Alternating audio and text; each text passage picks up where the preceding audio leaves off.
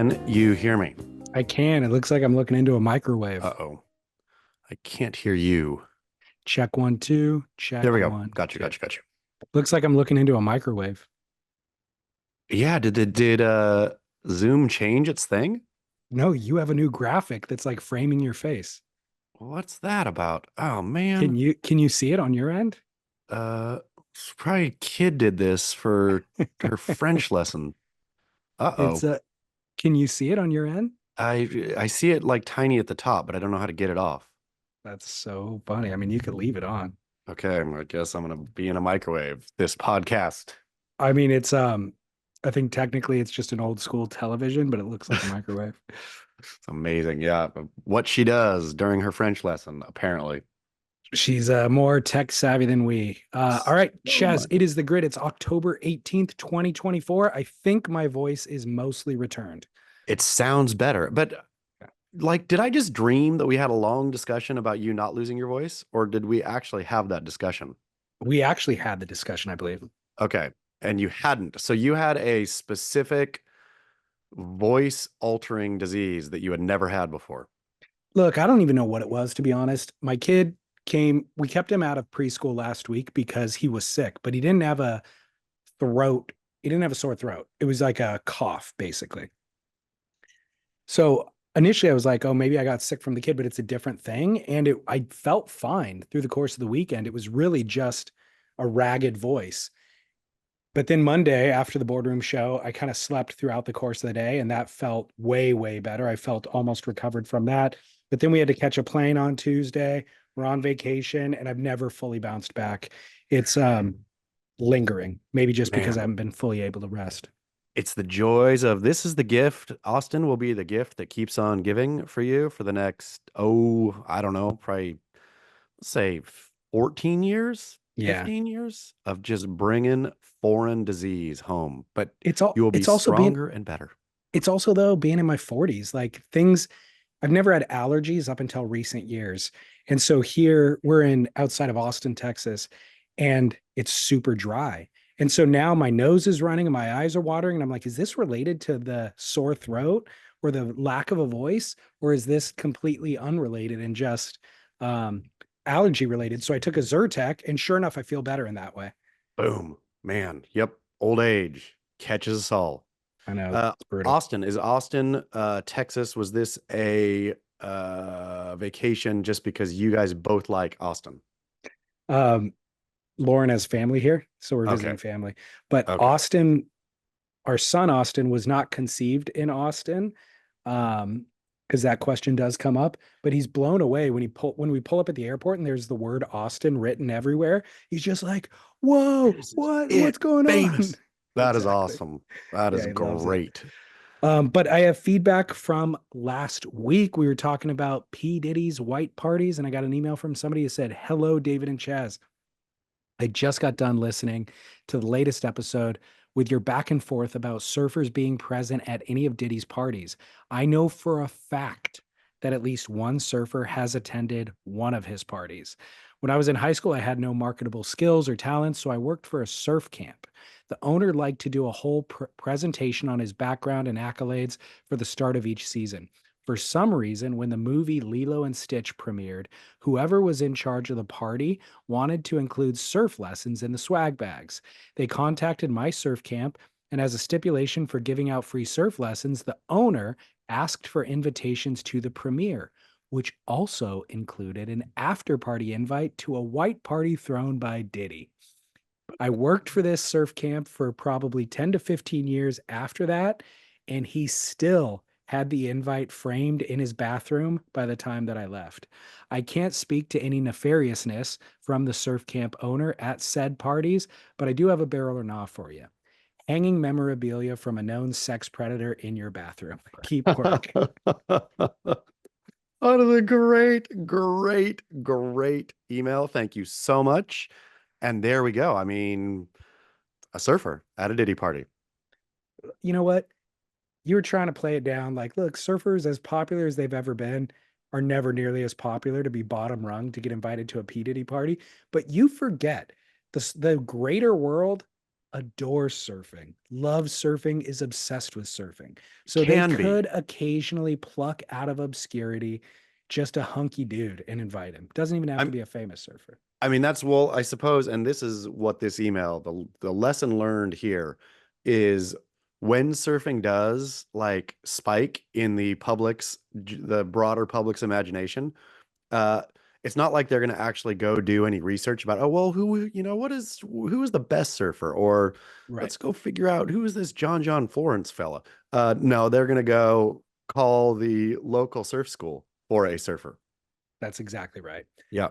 It certainly is reaching new heights of popularity. We have within the last week both Prince Harry and Doja Cat being trained up by Raimana in a wave pool in the middle of a California desert. I mean, how good is that? I gotta say, the rise of Raimana van Bastolar is epic to watch, right? I mean, Kelly's tank aside, whatever. Nobody needs to see another L'Amour wave.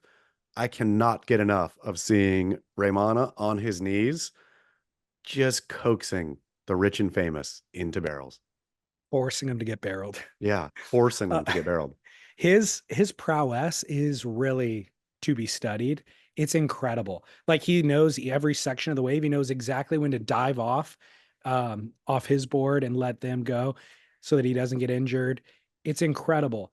And I will also say both Doja Cat and Prince Harry, I think, surf better than I did after 3 years of trying to learn how to surf in the ocean. It's really true. It is. I mean, and again, all credit to you didn't have Raymana right Exactly. behind you, chipping away, telling you exactly, sharing the secrets that it took us all years to learn on ourselves, on our own, getting wrong, still making. I was been on an Ironman surf streak. We finally got waves in Southern California. Uh, Realizing that I'm making the same exact mistakes time and time again, or off and on, that I made when I first started surfing, right? Yeah. Like these people, like the Dojas and the Prince Harrys of the world, they're not even ever making one mistake because they have Raymana behind them. So they're not like baking in bad habits. They are going to be better surfers today than you were 3 years ago. In a couple years, they'll be better surfers than we are right now, Exactly. having I only mean, surfed like 4 times in the tank. well, Prince Harry's total time standing up on one wave eclipsed 5 years of me learning how to surf. Yep. Like he's got more experience already in one wave than I had after 5 years. So he's paying for the privilege, he's paying for access and all that sort of stuff, which, is what it is in the modern day. Clearly his style, like his stance is terrible. There's a lot of mockable things in that clip, but it's also undeniable that they're surfing. They're surfing. I mean, and that's the thing. And of course, it's Kelly's pool, man-made, blah, blah, blah, blah, blah. But I've seen uh, some, we'll say, wealthy folk who have got the surfing bug and and they don't look horrible anymore. Like they used to look awful, and now they look, oh, okay. Like, I wouldn't post that picture if I was you, but it's not mockable like they used to be. It's really incredible. I mean, you could also hire Brad Gerlach. Yeah. I mean, but So that's you could train anything. you could train the style as well. Well, yeah, and let's just be honest here. We think that some things cannot be bought and sold. Uh, Surfing can be bought and sold easily. You can become a Apparently. next level surfer. You can become one of the better surfers if you spend enough money on it. The other thought I had with the Prince Harry, more so than the Doja Cat clip, I guess, is remember when the Royals kept everything so like private? Yeah. And so the idea that this clip just comes out on Raymana's Insta with like no fanfare. I don't even know if TMZ picked it up. It Maybe it went Raymana. it went viral after like the way that mainstream is like late-ish. Okay. It's like going viral right now. Like if you search up surfing, Prince Harry at the tank is like the entire feed. Got it. Okay, that makes sense because I just remember 3 years ago that there was no footage allowed to be shot if Prince Harry was there. And then you'd find one little grainy image shot from far away, or maybe a drone or something. And then you're like, oh my God, Prince Harry stood up on a surfboard, and that pixelated image became the news, you know? But the Yeah. idea that Raimana is the one blasting it out just off his own footage is kind of new. I mean, who could say no to Raymana? I would imagine that I don't think Harry, since he stepped away from the firm, uh, I'm sure he has his handlers and stuff, but it's not like palace level anymore. But even if it was Prince William there, and there was Buckingham Palace staff being like, no, no, no, blackout, and you have Raymana, who's going to say no to Raymana? They're going to say, That's oh, a great point. no for everyone except for you, you nice Tahitian man. You post whatever you want. Totally. Yeah, you make a great point. Um, this was my first real exposure to Doja Cat, and I You're not a had you're not a kitten. Or what does he no, call, what I'm does she not. calls her fans something? I think it's kittens. Or no, she Uh, doesn't. She gets furious about it. She told them all to get a life. oh, okay. Good So one. you're tracking every movement, apparently. From Doge, the daughter is a big Doja. I think Doja swaps between number one and number two. It's Ice Spice and Doja Cat are always Oh, fighting it out for the top slot. that's that's what I wanted to know, because having been my first exposure, I had heard her name before, but because Raymana tagged her, I clicked over and looked, and I go, wow, she's clearly tens of millions of followers or whatever it is on Instagram. But then I looked at some of the imagery. She's going full spread eagle posing, like a full photo shoot of her in what is essentially a bathing suit, doing a spread eagle with her legs. Like, I don't know if it's a cover of an album or if it's just a photo shoot that she's doing for whatever it is. That was on her main Instagram feed. So then I thought, oh, okay, well, she appeals to adult men and women. She's got club music, probably, right? This is what you dance to in a club.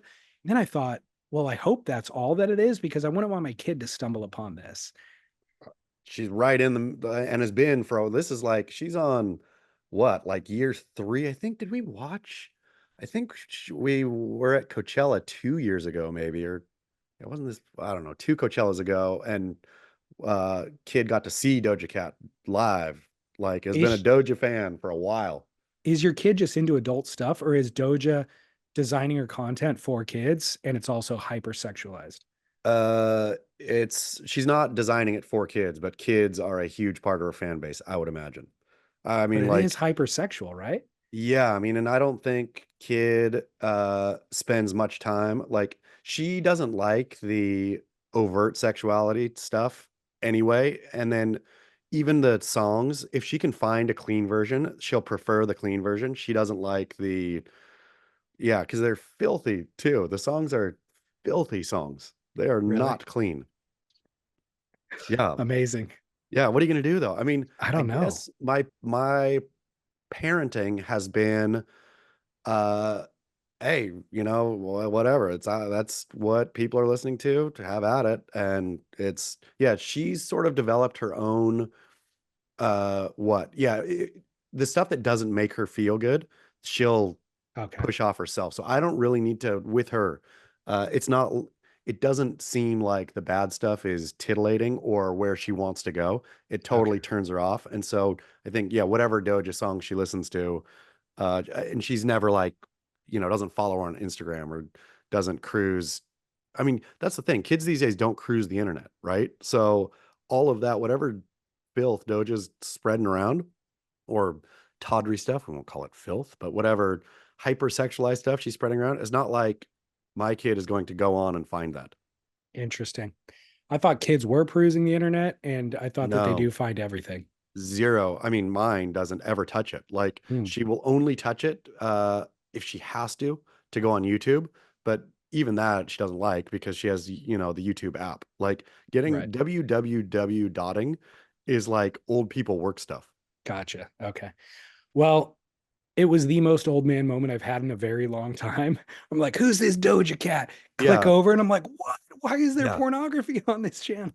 Like, it yeah. was very alarming to I me. mean, Austin though is almost of age where you're going to be re-educated. Like I got another couple years of education in me. I got till kid is probably at least, I don't know, 24 maybe. So I got another what, like 13 years of something of education. You're just coming into to your education. Like you've got the Bluey or whatever the kids, because I Yeah. missed that.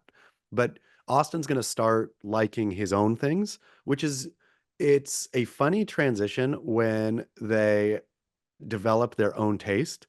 Uh, you can see the references, you can see what is informing it, but then it goes down, it starts branching off and off and off and off, and then you're way down.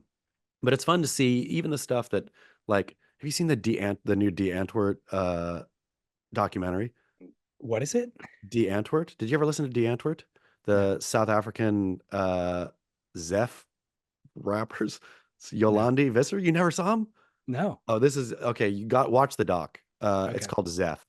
They're amazing, absolutely amazing. But so Sheila loves like Yolandi Visser is like her style icon and stuff. So it's the things that the seeds you plant will grow, but then a Doja Cat will grow right next to it. Well, he's started preschool a month ago, and so now he's outside of our purview slightly, like he's now picking up influences that had nothing to do with us implanting Yes, them in him. So we're yes. starting that process for sure. But It's he's fun though. also he's also innocent and simple enough to where when we play hide and seek, he'll like hide in plain sight and just ball up Yeah, thinking we can't see him. because So he's he still at that keeps stage closing his too. eyes. Yeah, Yeah. perfect. That's fun. So okay. Well, hey, in surf news, 𝐂𝐤𝐢𝐸, I mean, I think we got to brand a segment for 𝐂𝐤 called I don't know what, 𝐂𝐤's 𝐂𝐤 kicks back or something like Yeah, that, because she does kick back on a yeah, lot of things pretty regularly. regularly. So I don't know what the name will be, but we will come up with it. But this is in relation, of course, to the Abu Dhabi wave pool event that the WSL announced on their 2025 schedule this year. And guess what? Abu Dhabi has some human rights concerns or violations that Hmm. people are concerned about.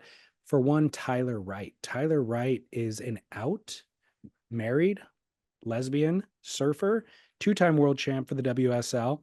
And her brother, Mikey Wright, came to her defense first by stating that it seems uh, problematic for the WSL to put their surfers, their athletes in danger. I mean, that I think, is there a rule, a law in Abu Dhabi stating that heterosexual or homosexuality is illegal? No, and I mean, I'm sure there is something for citizens of the Arab Emirates. I'm sure it is outlawed in some way. Um, and I'm sure if they really wanted to bust down, I'm sure like sodomy or something like that, which I think Gotcha. that they would describe the act between two women as that. But there's absolutely no way they're going to police that, nor are they. I mean, here's the thing. Look, like I thought it was funny for a minute, the rights, coming in, and then Cal Kenley coming in, and I was still waiting for Surf Equity to come in. But I love the myopic ignorance of these people, and the stomach gazing, like world revolves around me, like they think that no event or no person or nothing other than Arab stuff or Muslim stuff has ever gone to Abu Dhabi. That Abu Dhabi does not have a Louvre in Abu Dhabi. Abu Dhabi has a Louvre. The Louvre in Paris, Louvre, sorry, Louvre. There is one official one also in Abu Dhabi. There is so much Western, like the fact that, I mean, it's idiotic. It's like, again, at first I was laughing, thinking, oh, this is kind of funny, them, being scared or talking about this. And then I thought, you myopic R words, all of you, every one of you is that. Like, you are so dumb and Well, self-centered that you don't, and I get it, like, and I'm not advocating for, I'm saying, what, like the LGBTQ community, I fully get, it's uncool that Abu Dhabi or the Emirates has these laws on the books or whatever, right? But also it's an entirely different culture. And so what are you going to do?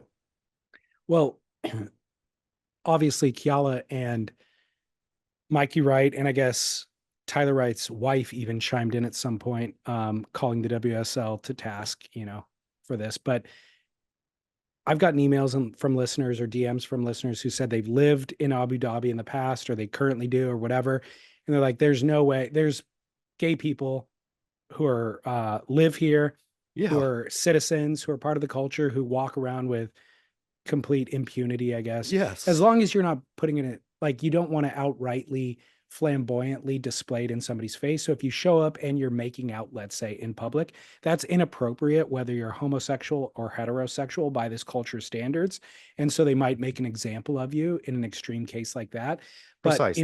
in all practicality, Tyler Wright can come compete in this event, probably even wear her LGBTQ flag, flag. Lewis wear the Hamilton. flag. Lewis Yeah. Hamilton wears one on his an LGBTQ flag on his helmet or whatever when he races in the Emirates. Okay. Yeah, Like, without problem. no. But that's not the point of 𝐒𝐮𝐬𝐷 and Mikey Wright. The point of 𝐒𝐮𝐬𝐷 and Mikey Wright, as I read it, was you guys are hypocrites. You guys are blowing the equality horn and trumpet all year long around the world, and then partnering with a country that has a track record of human rights violations.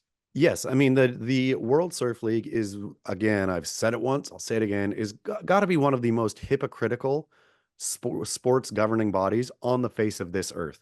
Nobody made them, and I've said this, beat this drum before. Nobody made them be all environmental and all equality forward. Nobody said this is part of being a sports league, is you have to really be crazy environmental and out front equality and out front all this stuff. That's not part of being a sports league. They chose to do this and go back on it anytime that there's any financial interest. And we talked about it last week too. Like, this tour, if you're going to be environmental, this tour is by far the most energy sucking that there ever has been. Where they're flying, the routes between places, you're flying 3/4 the way around the world on multiple different legs. Like, you're not maximizing, anything at all. And so Yeah. this, yeah, it is a hypocritical, embarrassing organization. But onto the rights and Keala and anybody else thinking that no organization has ever been to these countries, that they're just, you know, radical Muslims in the desert playing, with goat heads. And all of a sudden there's this surf tour coming. Like, it's just grow up and actually read a book. So do you think that Tyler Wright should show up and compete in the event? Yes, but Tyler Wright makes everything about Tyler Wright, let's be honest. And so she probably won't, but she would be, there is I guarantee a long list of out athletes who have competed professionally in the Emirates. Yeah. I want to see a boycott. I mean, Um, it'd be good to get a boycott going just for the sake of it. Uh, but not for Tyler Wright. There's too much. I mean, Tyler Wright, the imagine the world, like a map of the world according to Tyler Wright. Tyler Wright would be the sun. Tyler Wright would be each planet.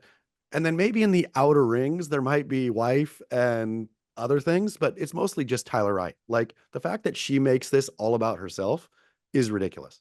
I mean, I guess to her credit, did she, or did Mikey just come swinging, or did she Mikey, also? I haven't seen Tyler make a statement yet. Okay. So I appreciate everybody standing up for her because I think that is cool. But I would, Tyler Wright could win me over. Despite everything you just said, if she dismantles the wave pool, gets the wave pool off tour by creating a boycott, getting the other athletes to boycott, and then you have some event where there's, a limited number of surfers who show up also for their own best interest, just because they want to accrue points and not stand in solidarity with their fellow athlete. But if Tyler Wright could dismantle this thing, boom, I'm a fan. Fan. Okay, like it. I like where your head's at. I'm gonna pull back my anger and join Team Tyler. Okay, cool. Well, another kind of surf related news topic. I don't know what the direct question is, but Swatch is doing an event in the Waco pool right now. Have you seen any of these clips? No, are they cool? It's um it's an event. It's not a surf contest, it's an event and it has skateboarding. There's ramps Oh, set I up saw around that. the I saw pool. somebody doing a board slide. Yeah, so they have ramps set up around the pool for both skaters and BMXers, but then they're incorporating skate style stuff into the pool. So they put a rail float a rail onto the shoulder of the wave, and then Noah Beshin pumps down the line, ollies onto it, and does a board slide and lands. And they've got camera angles to incorporate like somebody doing a BMX trick off the quarter pipe or half pipe with Matt Biola doing a flip in the background. So you get these crazy visuals. Um, the only kind of thought that I have with it, again, don't have a direct question for you, but is number one, cool that you're doing an event that has a lot less objective rules plastered over the top of it that really limit the creativity of surfing. But secondarily, God, this feels like just a such a silly Gimmick. exercise. Yeah, just such a gimmick, like an embarrassment of surfing, actually. Because the flip that Matt Miola just did was insane. But the fact that this BMX guy is doing something in the foreground diminishes it somehow, you know? I mean, the thought I had when I didn't know it was a full event thing. I just thought they were dorking around in the wake up pool. But I saw Noah Beshin and I think who else did the slide was is Mason there. I'm not sure. Coco is Whoever, for sure because she's yeah, on I think Mason's Swatch. there too. But it's just this kind of stuff. It's like I feel the same exact way as I do with what's his name, kickflip, Zoltan. Right.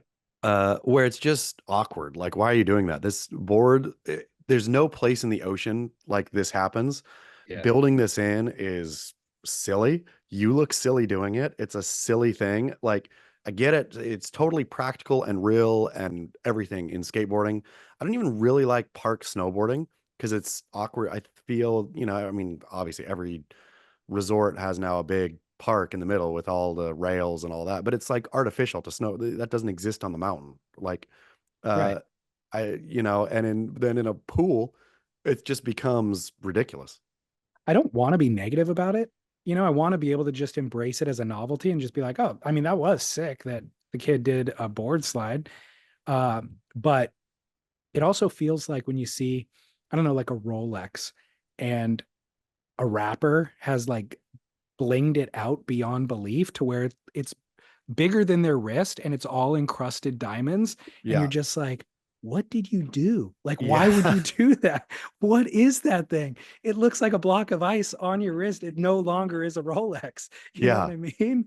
Like, there's Yes. just something about the innocence that gets stripped away, or the purity, I should say, of the thing. Yeah. And again, I mean, I'm no huge purist in surfing, but like taking things to slide in a pool is one step too far. Like you don't know where the line is. We all have an instinct, and it all changes for each of us. Where is the line when this gets goofy? Maybe for Devin Howard, it is the pointy thruster is Yeah. like silly. That's the line that it gets goofy. But for me, when I watched that Beshin clip, I realized, oh, that's the line. That is basically the line for me. It's board slides. I know. That's when it jumps into straight gimmick land. Well, again, when you look at the camera angles and the way that the stuff is shot, you realize this will make an incredible ad for Swatch in print or a poster or whatever. That's probably really the end game was let's do a photo shoot. But if we're going to do a photo shoot, let's make it into a party. We already have 90 Sure. staff members showing up for the photo shoot. Let's just kind of make it into a fun party. And then we can broadcast some of it and get additional. So we're kind of making fun of having the peek behind the curtain. But if I did see that ad on the billboard, it would be, impactful, I guess. It's, I suppose, funny that extreme sport is still a thing, and all these are in a similar basket after all these years. That BMX and surfing and like the broader world of extreme sports. And yeah, I guess I don't know if it's. I guess it is what it is. I mean, if they've been tied together this long, doesn't seem like they're untethering anytime soon. Yeah, that's a great point. Well, Tools to Live By, presented by Veyer Watches. This is also something that it's going to require a little bit of teasing apart of the details to really understand your ire or where you exactly land on it. But this one comes from a listener. Um, Let me make sure my volume's up. Okay, Chaz, here we go. Hey, boys. Tools to live by are sunglass etiquette, and that's my question. Now, don't wear sunglasses inside. I think that one's clear. If you do, you're just a butthole or Ray Charles.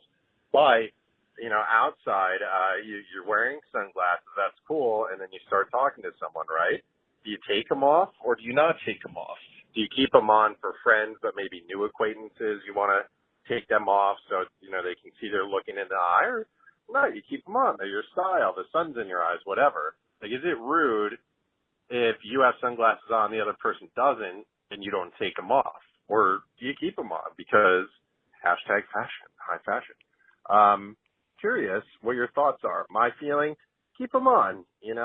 It's totally fine. You're outside, whatever. Now, if I was speaking to someone maybe fairly important or a dignitary or, like your boss, I don't know, I would take them off, and I think that shows a little bit of respect, but assuming they don't have them on. But I think this one maybe is a little complex. Maybe not. Little nebulous, but I've often had these conversations in my head about sunglass etiquette.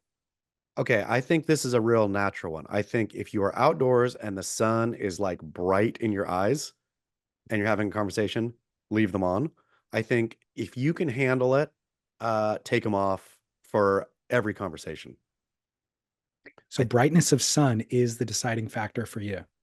Because if you're going to be sitting there squinting in their face, like your face all squished up, because, unless you want to reposition so you're not looking in the sun or whatever. But if it's going to be more obnoxious for you not to have them on than to have them on, then leave them on. Otherwise, take them off. I do think it's polite. I'm thinking back just at the recently passed boardroom and the conversations I had. I don't think I had many outside, but I hope that I would have taken my sunglasses off. I think it does show, it's like one of those genteel moves that we should keep on the books. We have enough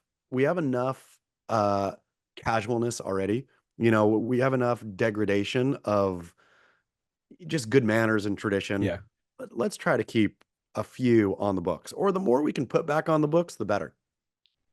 Well, I agree. There is kind of a sliding scale of variables here. Certainly how bright the sun is one of them. But really, I think for me, the casualness of the conversation dictates, or the seriousness of the conversation, I guess, dictates the necessity to remove them. Because if you and I were outside and we're just chatting, catching up on something, I would not take my sunglasses off, That's true. but if you were like, hey, by the way, my wife is leaving me, I would absolutely then remove them and be like, bro, what Yeah. happened? What'd you do? Yeah, that's totally, you're exactly right. That is a great addition. I'm also going to add, where the conversation is happening. If we are out on a lake, in a boat, in our trunks, if we're at the beach and we're having a conversation, but you're exactly right. Once it got serious, once it got to wife leaving me, then you take them off. It would be so weird if you left them on. Yeah, it's really true. It is. You're exactly right. You've solved this instantly. So it's, Okay. but I also think though, it's good to take them off, at first meeting somebody. They don't have to be important. They don't have to be anything. That's But I true. think there's a level of politeness when meeting someone, if the sun is not blinding you at that moment, to take it off and give a nice introduction, with the eyes. You can even put them back on. Uh, but a moment of taking them off to show that I see you, I am looking at you. This is all good. Eye contact is like incredibly insightful, Yes. And you it's know? it's like honoring somebody too. It's really taking them in instead of, yeah. And I think that making that connection is important for first time meetings.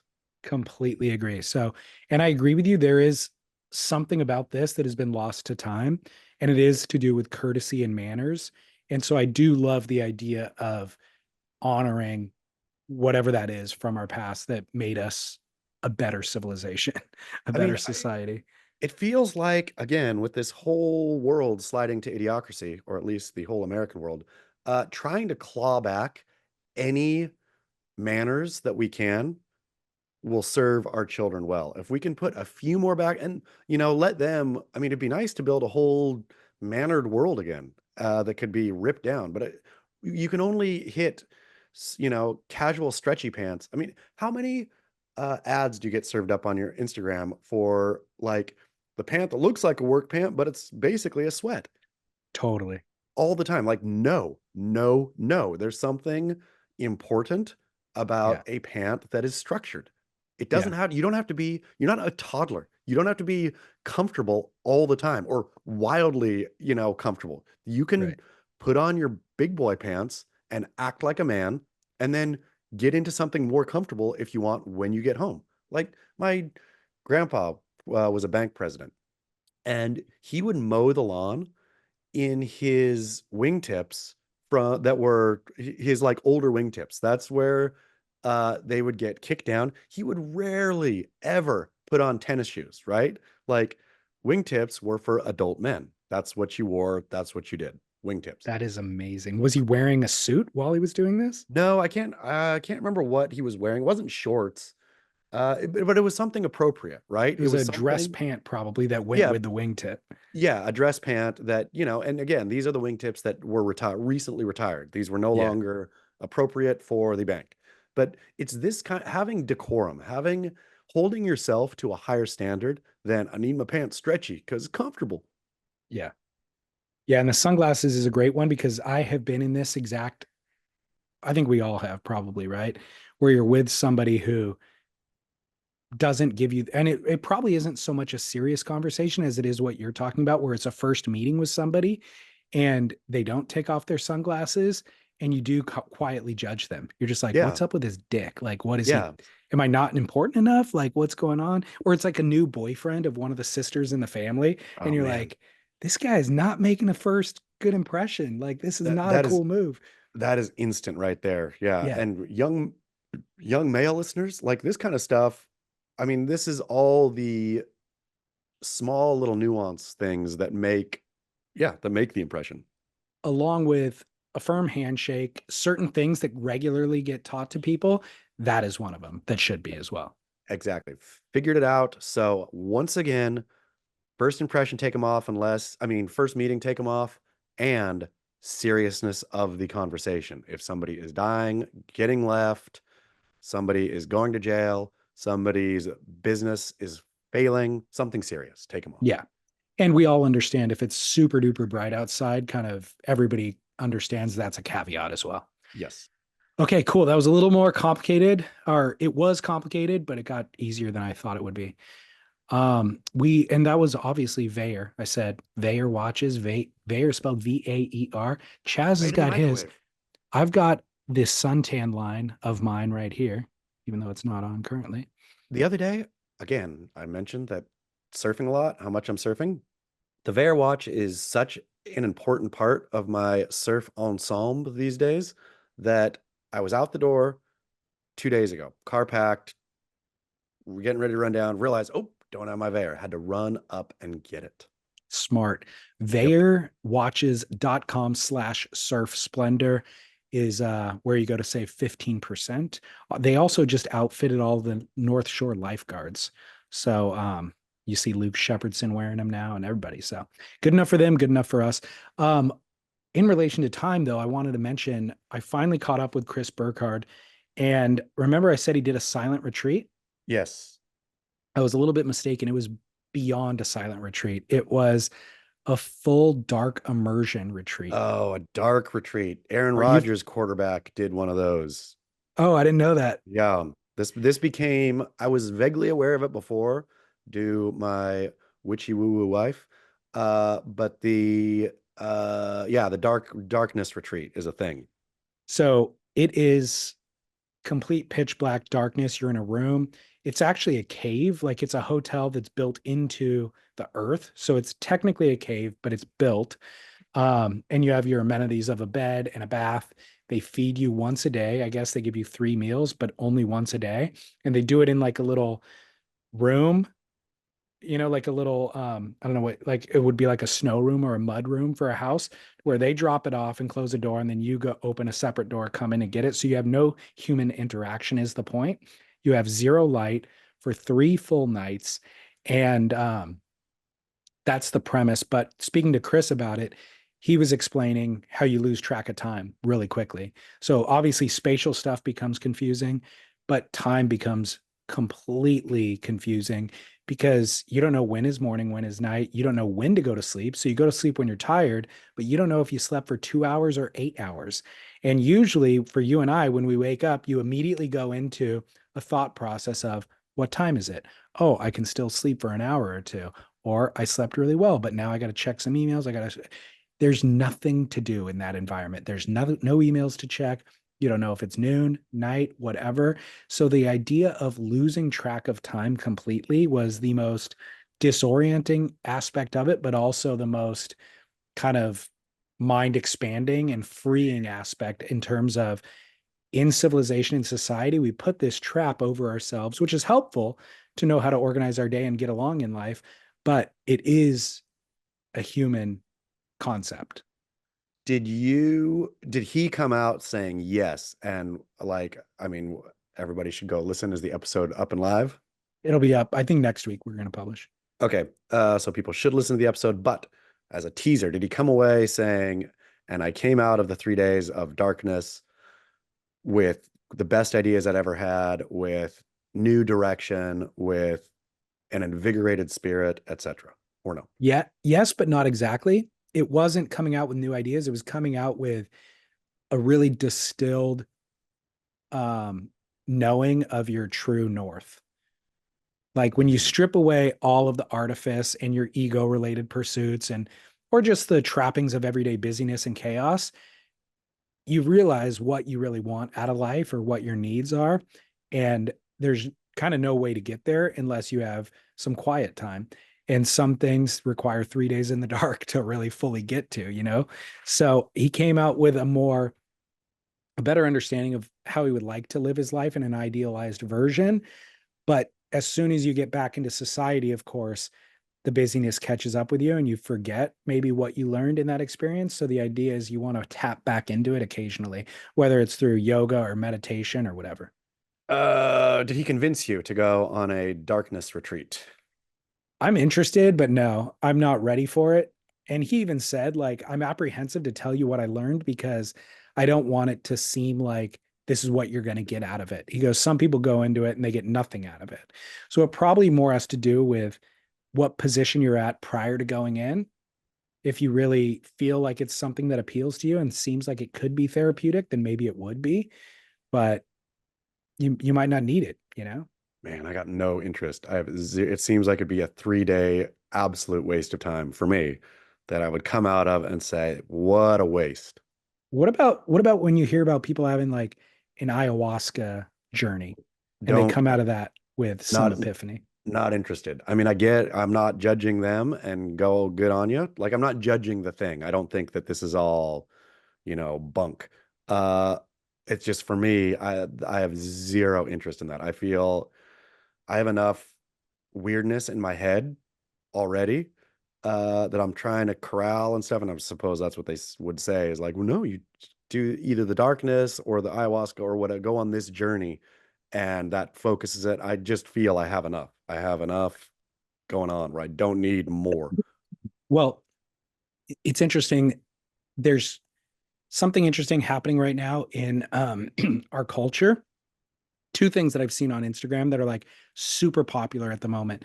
One of them is the alpha male, like pursuing your best self, like radically change your diet, all carnivore diet or Yeah. whatever it is, and like exercise hard and just look like you are the most, fit human being to ever walk the earth. Guys are obsessed with that. There's a whole Joe Rogan kind of subculture there of guests that he has that are trying to biohack to Everything. yeah, right. So Yeah. that's one thing. The other thing is that self exploration genre where people are obsessed with enlightenment, a version of enlightenment through that you're seeking through, yeah, whether it's silent retreats or time off your phone or whatever it is. And I'm fascinated by those two obsessions with our current culture. I'm not saying they're bad or wrong. I think it is directly in response to how much technology we have shoved in our face all the time and like the busyness that we're feeling all the time and never having any break at all. Then you feel a need to do an extreme break. But it's kind of interesting.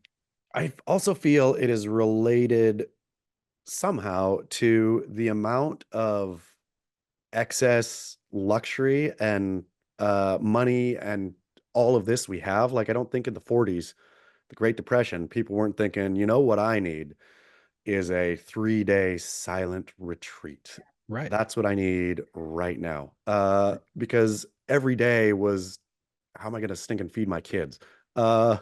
Like, I think that just that we become so pampered that now I feel, and I don't want to be rude about the silent retreat or all this stuff, but it does feel to me like a version of the blinged out Rolex that you were talking about earlier. It's just, that's a lot extra, right? That is a lot extra. I know. And so the thing is, it isn't the 40s, and you do know how to feed your kids. So this is a modern therapy for a modern, problem, I I guess. guess. And if the reality is you can, or Burkhardt as the example, can go do this for 3 days. And when he comes out, he can have a lot more clarity on how to better execute his art and the quality of life that he wants to achieve. Because let's be honest, he has opportunity to do more jobs than he has time for.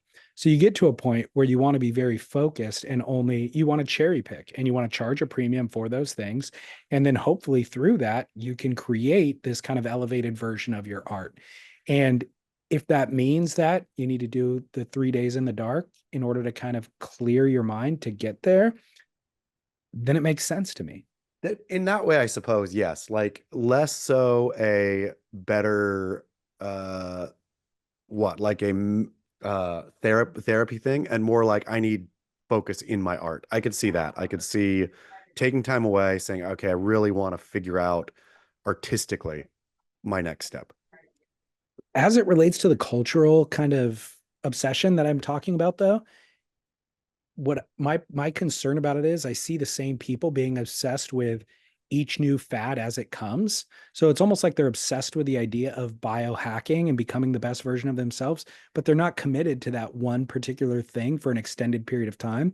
The Liver King gets busted and goes away, and then they just go on to the next one, that Yeah. becomes it. And so that's what's interesting to me is the impulse that is driving the culture more than, eating liver.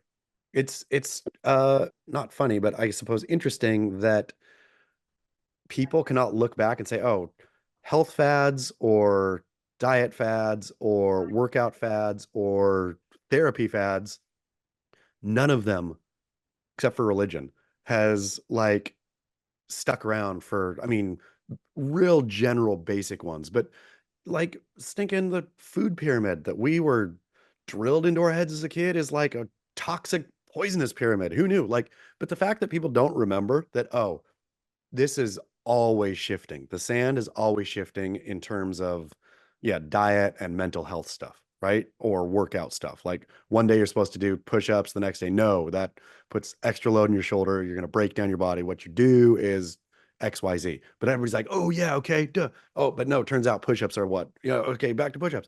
But yeah, people should just find what works, I think, and then just chart a slow and steady course instead of a jumpy around Joe Rogan course. Well, the guy who is doing the push-ups has a physique that I want to have. I want to look like him. But the reality is everybody's body is different Yeah. and needs are different. And so I mean, the only takeaway I have just now from us having this discussion is the ultimate thing would be to know yourself and to be able to listen to your body. So when you eat something or ingest something and you don't feel good, don't do that again. Yeah.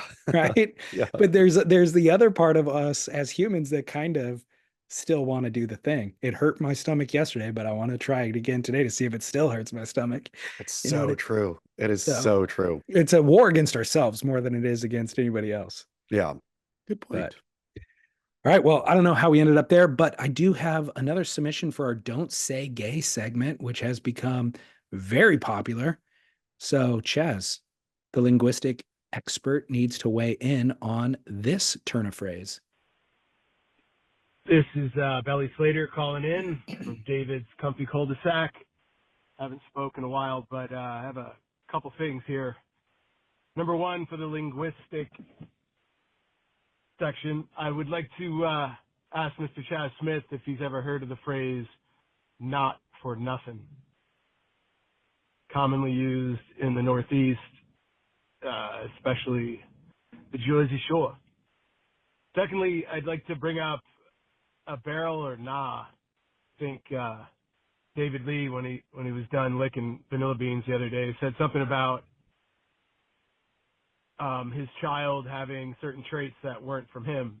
And barrel or nah, calling out your baby mama or your baby papa for any of your spawn and their shortfalls. So if your child might not be the most athletic, it's definitely not your fault. It's probably the baby mama's fault. Keep up the work. I think what I had said was Austin's clumsy and he gets that from his mom. Yes. Okay, so let's take these both on. First, though, the linguistic part. I'm all for regional phrases. In fact, I absolutely love them. Like the ones that mark a space or a place and that specific people use there. I mean, there's none of those I dislike, to be honest. I Some are I grating, remember but I remember hearing "not for nothing" for the first time when I was watching The Sopranos. yes, it's not for nothing. Not for nothing. And I was so confused. I was like, what does that even mean?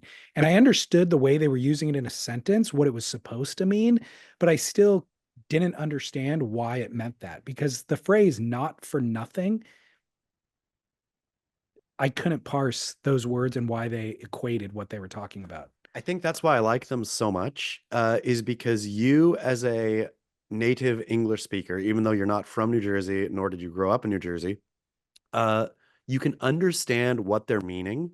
So it's beyond the meaning exists above the word, and you can understand that almost context free, which is interesting. Like you can know, okay, I get what this means. I understand, which has nothing to do with the words, and you don't have a cultural context to understand it, but you can still understand, which is a great part about communication. Yeah. And again, I mean, the spice of regional, I think England, in the English speaking world, England has so much, right? Like Yeah. watching right now the Great British Baking Show. Is that what it's I called love with the that kid? show. Yeah, but like, the way they can tell not even which city they're from, but basically which part of which city they're from, only, relating to their dialect. I love that. And Yeah. America has a lot less of that. But I think we should, and those communities, the flattened broadcast standard English from the West Coast, I don't need any more of that. I want not for nothings. Well, not for nothing, for the record, in case anybody who's unfamiliar with it, basically means, actually, I'm just going to look it up so I don't butcher it. Not for nothing means that there was a very good reason for it to happen. So not for nothing means for a very good reason, which is Yeah. basically, I think it's a double negative, right? Is kind of Yes. what's happening there. So not for nothing means super important. Yes. Okay. Exactly. But then onto the barrel or not. Are we going to hit this one here? We're going to save it for the Sure. barrel or not? I mean, I got 3 in the actual segment, but let's hit this one here. I'm all for it. I think there should be iron sharpens iron. There should be miniature wars in the house at all time to keep everyone on their toes. And it should obviously never we all know when it gets personal and Correct. when it jumps into being hurtful on purpose. That's not cool. But a low level war between which of us is better and, or who came from what or all this, that is great for the family dynamic. You never want to your family doesn't want to turn into a comfy stretch dress pant. You want like spark. You want a little bit of all of it. All of it helps the little bit of tension you need in the family. It's a great point. And yeah, I would not have stated that if it was a point of contention within our family, but it's not. And it's in fact something that my wife fully acknowledges and jokes about on her own. Yes. And it's true. So Yeah. that's the other detail is my wife, within the first year that we knew each other, she fell down 3 times. Fell down on the floor? Fell down on the floor 3 times. Was she drunk? No, no, that's not what it was related to Tripped at and all. fell like a kid. We were out walking the dog at one point, and she had picked up the dog poop. This is actually a barrel or not, throwing the dog poop in somebody else's trash. Oh yeah, great. But she Good had one. picked up the dog's poop and was just walking it over to a trash can to throw it away and tripped. Maybe there's a crack on the sidewalk, something, fully fell down, like scraped her wrist. That was one. One time was like coming around the corner in the kitchen and it was a little wet. Maybe there was water on the floor, like ankle slid out, or whatever, heel slid out and hit the ground. I forget what the third one was, but it became like a regular thing. And I was like concerned that she was going to What hurt herself. when was the last time you fell on the ground? I can remember it and it was frightening. It Like was 20 years ago. I feel I would be scared. I wouldn't even know what to do. Like I haven't fallen since kid days. I mean, I'm Yeah, sure I have at some point, but it is not a regular part of my life where my body wouldn't know what to do. I'd probably break something at this point. totally. Ooh. It's so uncommon in adulthood. Yeah. Again, but my wife does, and now my kid does, and so there's a direct relation there. But 20 years ago, dude, it was so um bewildering. Like I was jogging up to my grandma's house, my cousin was inside, and I leapt up to there was like a little step to get up to the door. I leapt up onto that first step, and my rainbow sandaled foot hit and slipped. And so I Oh. went from like a moderate jog, forward momentum, leaping forward, and then like almost like a dancer, that first foot hits and slips. So it goes up, and I'm like 3 feet in the air flat. And I hit my back, landed flat on my back. My keys slammed to the ground. So all that I remember was leaping forward. And the next thing I remember was staring at the ceiling. And I couldn't remember how I had gotten there because that split half a second that the fall took place, my brain just washed from its memory, or it happened so quickly, my brain didn't process it. So I remember looking forward and leaping and then staring at the ceiling. And I was like, what? Why am I staring at the ceiling? Next thing I know, the door opened because my cousin heard the keys hit the ground. So she happened to be by the front door.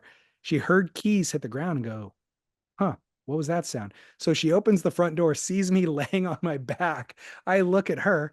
I'm like, what happened? And she goes, I don't know. I was just going to ask you what happened. I'm like, I think I fell. She's like, That's I heard you. amazing.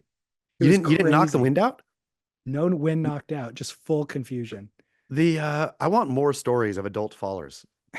Dear listeners, please call in with stories of you falling down as an adult. This could be a whole new segment. Super disorienting. Yeah. I want to hear them all.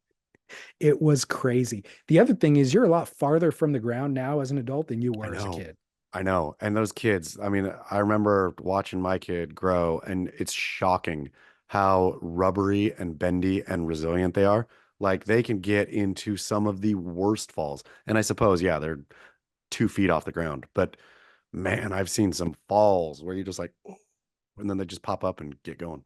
It's scary. Falling off the jungle gym at the park and stuff like Yeah. that. You're just like broken neck, broken bones. Yeah. And it's like, nope, they're rubbery. They Yeah. just get right back up. It's crazy. Okay. Well, glad we solved that. Let's go to commercial break and we'll be back with Barrel or Not. This show is sponsored by BetterHelp. What is something that scares you? For me personally, I always put off whatever I'm afraid of, whether it's doing my taxes or having a difficult conversation with somebody. And as I procrastinate, the fear and the anxiety only festers. Then, once I actually address the issue, I can usually knock it out with no problem. And then I just wonder why I let something that was so doable create such angst. It turns out that not facing my fears has actually been more problematic for me than facing my fears. And guess what? Therapy is what has helped me discover this. So perhaps therapy is the exact thing that you've been avoiding. And if you've ever considered therapy, now is the time because BetterHelp makes it more convenient than ever. It's entirely online, it's flexible and designed to fit your schedule. You just fill out a brief questionnaire to get matched with a licensed therapist. You can also switch therapists at any time for no additional charge, which I think is key. In 2015, I needed help, and it took me 3 different therapists to actually find the right fit. I was exhausted, by the way, after sharing my full story 3 times. And I think that a lot of people in that situation may simply think that therapy isn't for them. But for me, I found that it was just the first 2 therapists weren't the right fit. So it was worth it for me to try that 3rd time. And in fact, that course of therapy only lasted 3 months. And then the therapist basically looked at me and said, do you feel like you still need to be here? And the answer was simply, no. I feel great now. I appreciate this 3 months, but I haven't felt the need to go back ever since. So overcome your fear with BetterHelp.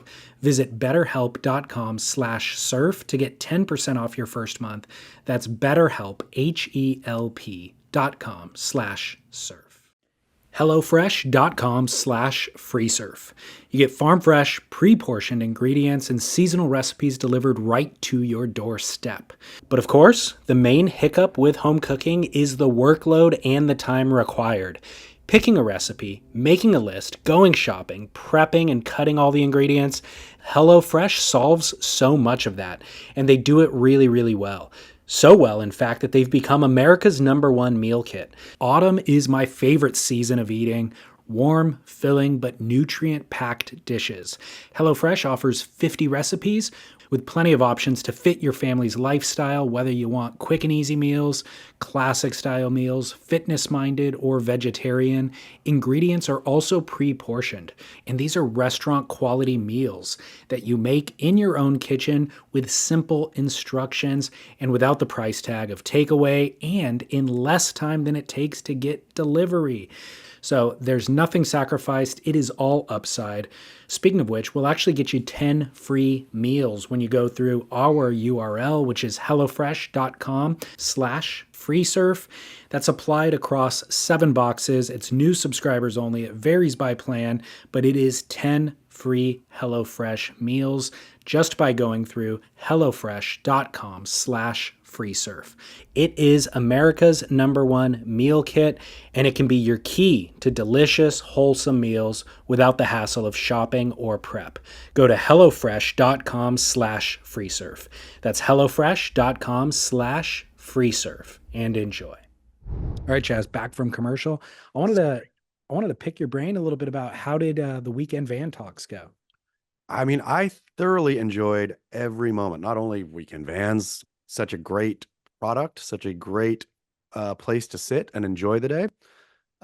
Spacious. We had at one point, we had I think 5 people being interviewed comfortably in the weekend van. So weekendvans.com, phenomenal. But yeah, it was great. It was great just to chat with people.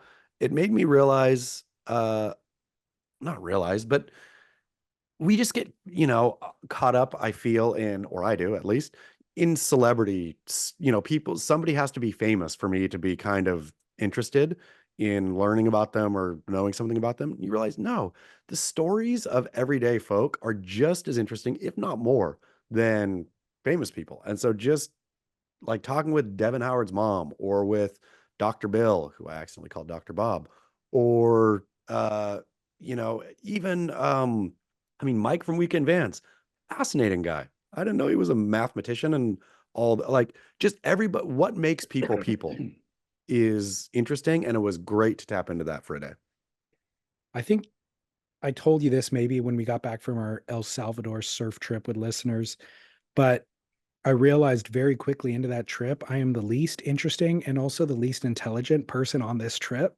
Yes. And so like the trip came together because centered around Scott and I. So you almost feel like there's an obligation to host or to lead a conversation or connect people or whatever it is. And I realized super quickly, they don't need me at all. All these Yeah. people are way more learned than I am. I need to shut up and listen. And a number of those guys are, I think that's the group of 5 that you were saying were in the van. Yes. So a number of those guys were there and you got to meet them as well. Each equally interesting in their own way. Completely. I mean, and that's what and I'm sure I jibber jabbered myself too much there, but yeah, I just wanted to sit and listen to people's stories, and it was a great, all of the boardroom is incredible, just the people that it brings together. 𝐒𝐮𝐫𝐿, fascinating guy. I don't know that I would have had a, opportunity to sit, and that's the great thing about podcasting, I suppose, and that how often in life do you have both time and space to sit and really chat with somebody, which closing the door of the weekend van with somebody, now we're having a chat. I met 𝐒𝐮𝐫𝐿 last year at the boardroom show, walked up and introduced himself as a podcast listener. And I had seen his stuff on Instagram, I think, some of his boards. So I'm like, oh yeah, I know who you are, blah, blah, blah. So we had a nice chat. But in that amount of time, I've talked to him a dozen times. I've been to his house in San Luis Obispo, hung out there for part of a day.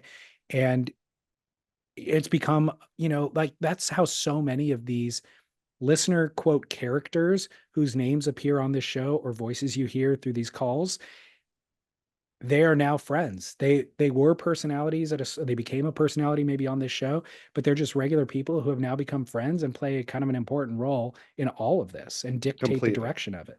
Yeah, I mean, and So I've meant to and want to and need to. I want to start an interview series with the personalities from the show, with the kind of regular voices we hear, and get some backstory.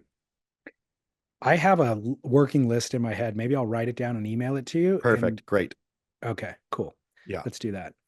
All right. Well, let's get to barreling on. Number one comes from a listener, and it says 𝐻𝐻 or any related toilet sprays in the bathroom where you have guests. I say barrel, let your guests hide their stench with dignity. Cheers, Paggy from Pacifica. It's a real tough one, and I'm going to say it's a barrel too. I don't do it, but I appreciated my grandma having the Glade spray aerosol spray can in her bathroom. Yeah, I appreciate it. I'm going to say it's a barrel. I'm going to say it's probably awful for the environment in every way, shape, and form. It's excess plastic and chemical and junk, but it's the dignified thing to do. This is a real interesting dilemma that has plagued humanity since day zero. It is the foul smell of excrement and now living in tight quarters with a bathroom next to a dinner party, let's say. Mm-hmm.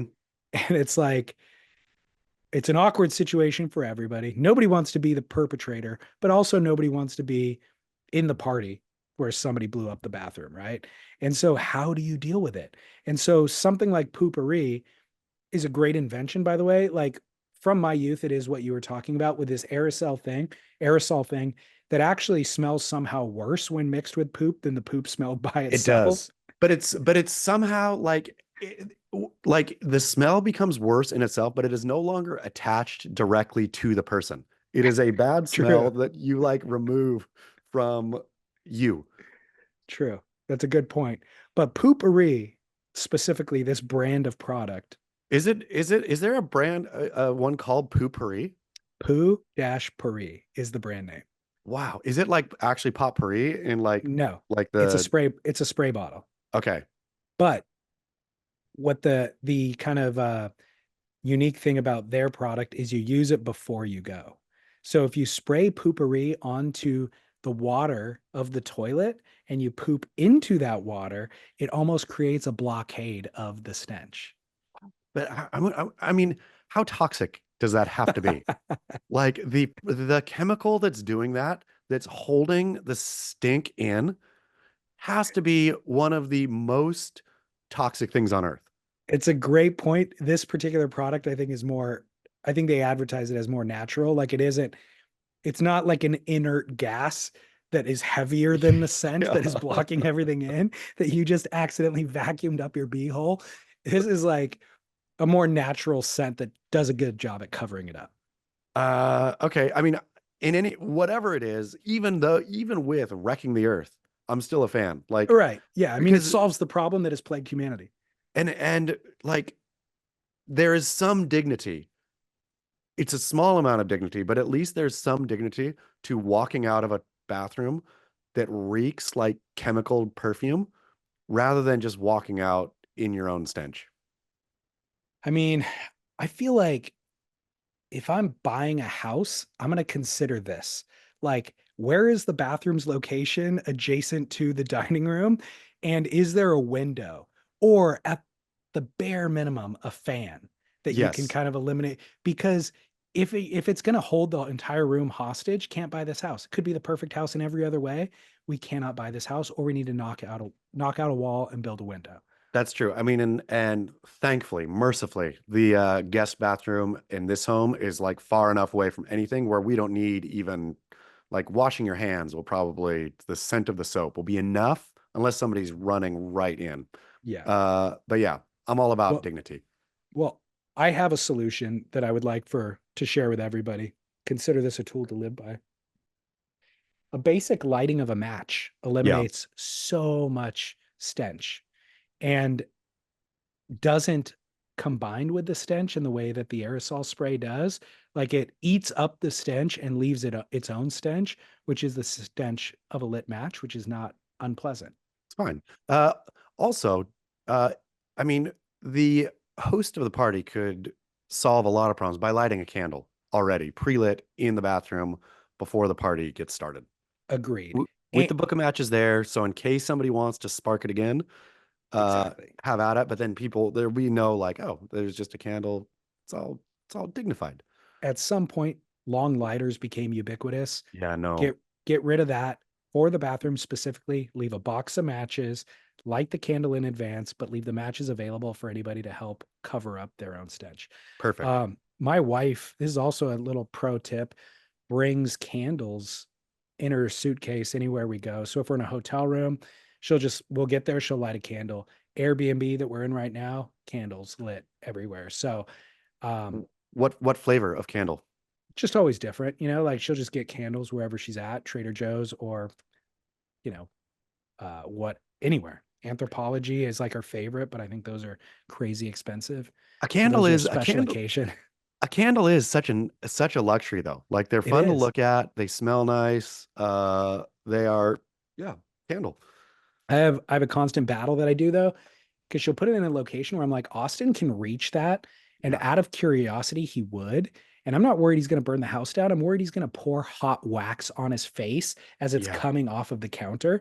So I appreciate her work with the candles. And then I run around pushing them away from the counter's edge. Okay, good. Teamwork. Yeah, exactly. But bring a candle. It's a nice little luxury. Barrel or not? Ice in urinals.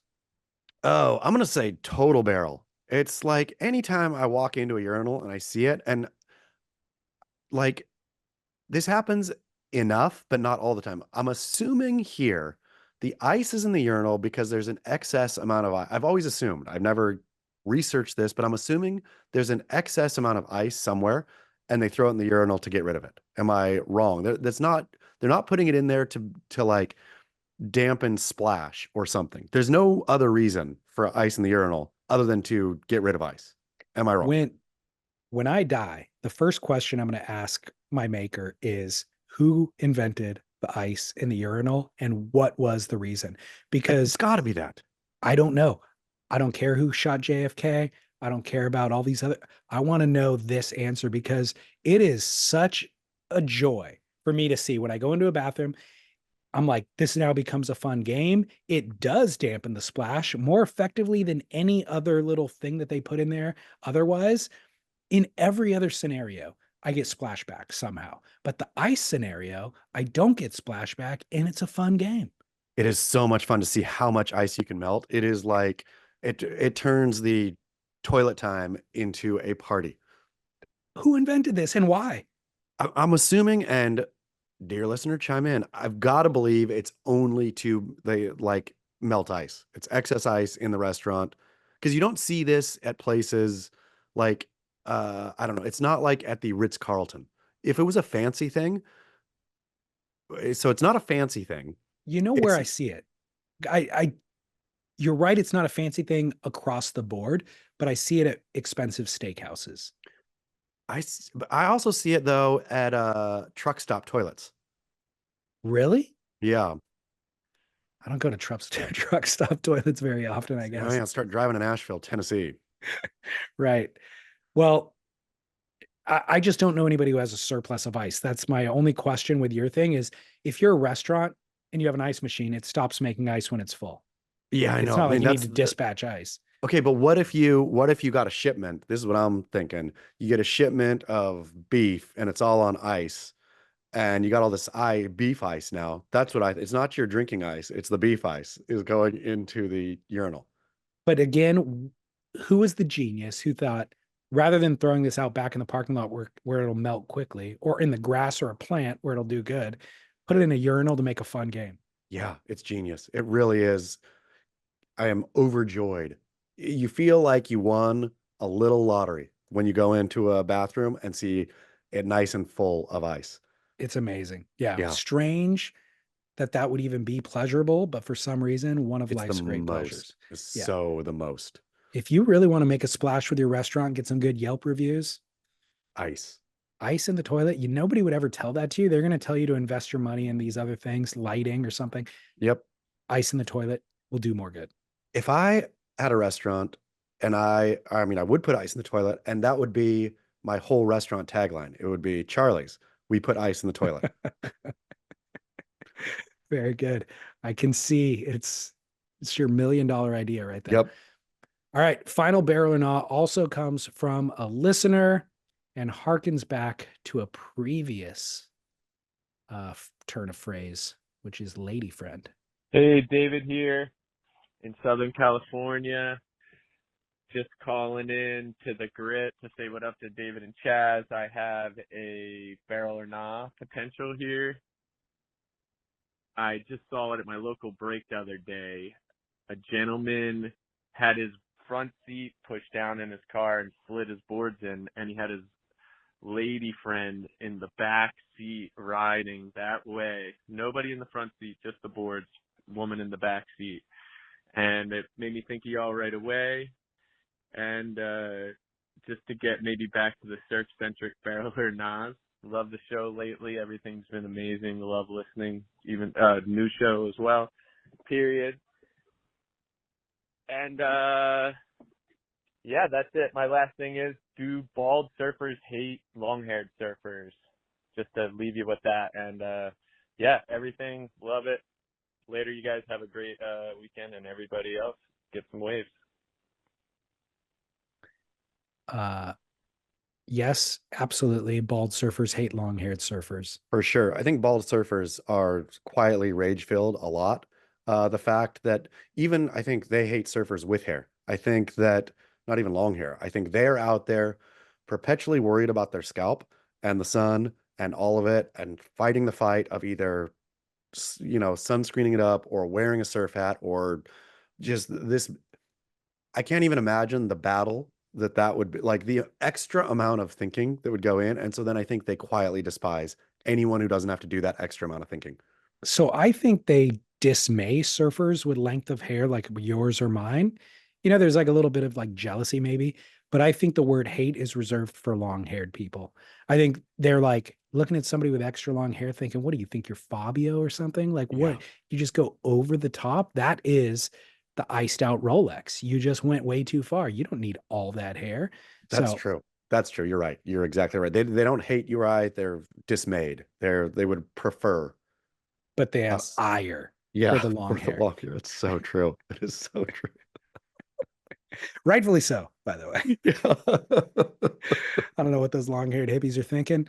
But back to the real question here, which is hilarious to me, making your lady friends sit in the back so that your surfboards have access to the front. I'm gonna say if you hate your lady friend, like if you're trying to break up, this would be a great way to do it. This would be a great, like subtle or not so subtle at all hint that this relationship is going south. But if you love your lady friend, then absolutely not. I was trying to think of if you can put that seat down, that means you have a gap in between. If you have a gap in between, that means you can put one of the back seats down or both back seats and get your board through the gap. There's no need for, there is no car in existence, unless that's a bench seat, I suppose, where the part folds down. If it's a bench seat, but even then, like, yeah, there's really no excuse for that. Look, he's thinking for some reason this needs to be on a diagonal. So it's going from the back left of the trunk to the front right of the car. So it's a board length maybe that is just long enough to where it couldn't go right down the middle and shoot the gap, because even if you have 3 boards, you should be able to lay down the back seats and it can go in between the 2 front seats. Yes. Up on its side. Right. Yes. And that gives you, depending on the car, let's say 8 feet of clearance. Maybe he's right now he has a 9.0 and the 9.0 would hit the dashboard. So he has to go on a diagonal. That's the only scenario where this works. Even still, it's cold. It's a cold move to make your woman sit behind you. I'm also impressed that the woman's at the beach in the first place, or the lady friend, I should say. Like, if you're in I don't know. My time to go to the beach, my wife wants nothing to do with it. There's no version of it where I'm asking her to give up her seat for that specific board. If I knew she was coming and there was a space limitation, I would ride a different board. You know what I mean? Like Yeah. the commitment in this relationship, and I mean the commitment to his surfboards in this relationship is bizarre to me. It's a weird one. I really like it though. But yeah, it is. I appreciate that dude. I appreciate him going there, especially if he loves his lady friend. That's even better. If you're like, yeah, I love her, but what am I gonna do? Like, sorry, is impressive. The only way you get away with this is to wear a chauffeur's cap and to That's treat her true. like she is a VIP. Open the door, milady. You could call her Ex- milady friend. Exactly. Be like, look, I'm sorry you have to sit in the back, but I put some snacks back there. Yep. I'm going to drive you through whatever drive through you want to go through. You I can put a order whatever bottle you of want. Fiji, Exactly. a nice mini bottle of Fiji. Exactly. Other than that, I'm going no barrel for lady Yeah. friend in the back. Yep. All right, Chaz. Well, I think we solved it. It's good. And poop. Were we gonna get to dog poop in the neighbor's trash cans? That's such a good one. Should we save it for next week? We should, because that's a Okay. great one. Okay. I'm shocked that hasn't come up I before. know. I'm baffled. Okay. Well, we'll save it for next week. Great. Spend full 7 days thinking about a good answer here. Perfect. All right. Well, anything else you need to promote or direct people to? Nope, that's it. All right. At Trash Pros for Chaz, at Surf Splendor for me. We'll be back on Noble Rot probably on Monday, I think. Monday. Yeah. All right. I'll look forward to seeing Enjoy you then. your Austin time. Thank you. Right? Skateboard.